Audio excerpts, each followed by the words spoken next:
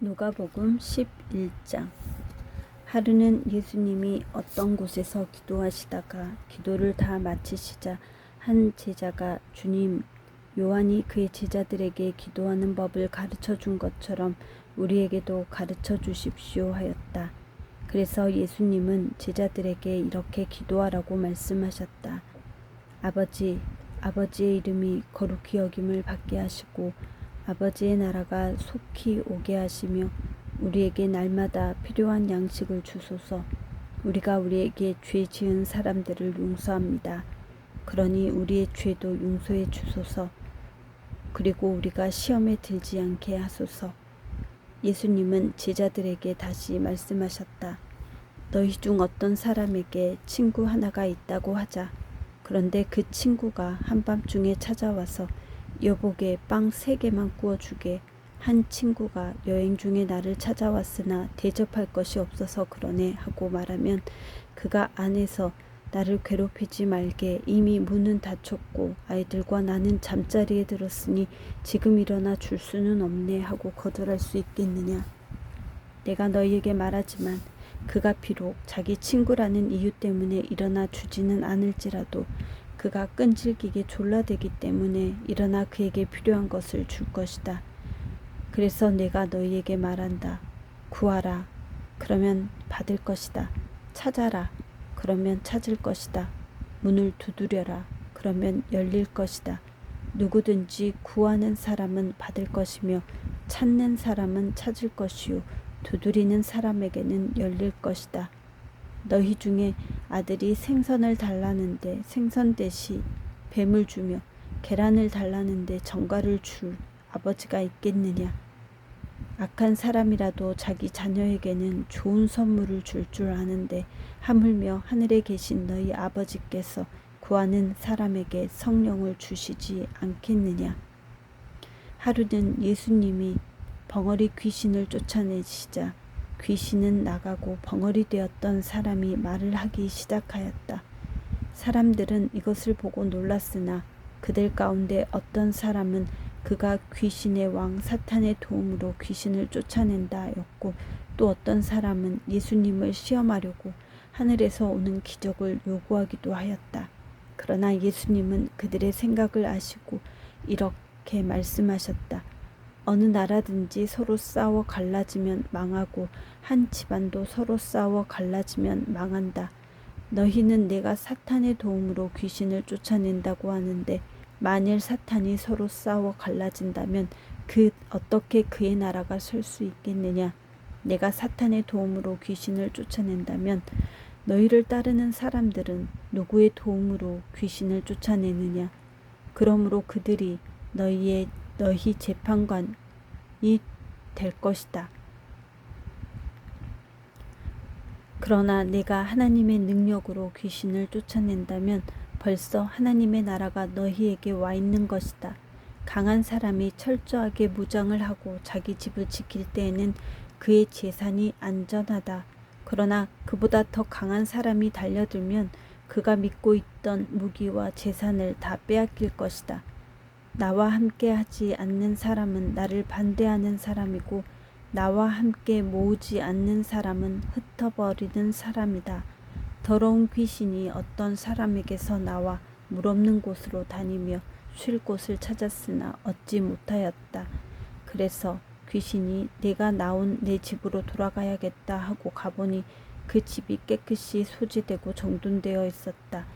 그 귀신이 가서 자기보다 악한 다른 귀신 7을 더 데리고 들어가 거기서 살자 그 사람의 나중 상태가 처음보다 더 비참하게 되었다. 예수님이 이 말씀을 하실 때 군중 가운데서 한 여자가 큰 소리로 당신을 낳아서 기름 부는 참 행복합니다 하고 외쳤다. 그러나 예수님은 하나님의 말씀을 듣고 실천하는 사람이 더욱 행복하다 하고 말씀하셨다. 더 많은 사람들이 모여들자 예수님은 이렇게 말씀하셨다. 이 악한 세대가 기적을 요구하나 요나의 기적밖에는 보일 것이 없다. 니느웨 사람이 요나의 기적을 본 것처럼 나도 이 세대에게 그와 같은 기적을 보일 것이다. 솔로몬의 지혜를 들으려고 땅 끝에서 왔던 남방 여왕도 심판때에 일어나 이 세대 사람을 죄인으로 단정할 것이다. 자, 보아라. 솔로몬보다 더 위대한 사람이 여기 있다. 요나의 전도를 듣고 회개한 니느웨 사람들이 심판때에 일어나 이 세대 사람을 죄인으로 단정할 것이다. 자, 보아라. 요나보다 더 위대한 사람이 여기 있다. 사람이 등불을 켜서 밀실에 두거나 그릇으로 덮어두지 않고 그것을 등잔대 위에 올려놓는 것은 들어오는 사람이 그 빛을 볼 수 있도록 하기 위해서이다. 눈은 몸의 등불이다. 내 눈이 성하면 온 몸도 밝을 것이고 내 눈이 나쁘면 온 몸도 어두울 것이다. 그러니 내 속에 있는 빛이 어둡지 않은가 살펴보아라. 너의 온 몸이 밝아 어두운 데가 없으면 너희 마치 등불이 너를 비출 때와 같이 온 몸이 밝을 것이다. 예수님이 말씀을 마치시자 한 바리새파 사람이 함께 식사하자고 예수님을 초대하였다. 그래서 예수님이 들어가 식탁에 앉으셨는데 이 바리새파 사람은 예수님이 식사 전에 손을 씻지 않는 것을 보고 놀라는 표정을 지었다. 그래서 예수님이 이렇게 말씀하셨다. 너희 바리새파 사람들은 잔과 접시의 겉은 깨끗하게 하지만 속은 탐욕과 악으로 가득 차 있다. 어리석은 사람들아, 겉을 만드신 분이 속도 만드시지 않았느냐. 너희가 가진 것을 가난한 사람들에게 주어라. 그러면 모든 것이 너희에게 깨끗해질 것이다. 바리새파 사람들아, 너희에게 불행이 닥칠 것이다. 너희는 박하와 운향과 온갖 채소의 11조는 바치면서 정의와 하나님께 대한 사랑은 저버렸다. 그러나 11조도 바치고 이것도 버리지 말았어야 했다. 바리새파 사람들아, 너희에게 불행이 닥칠 것이다.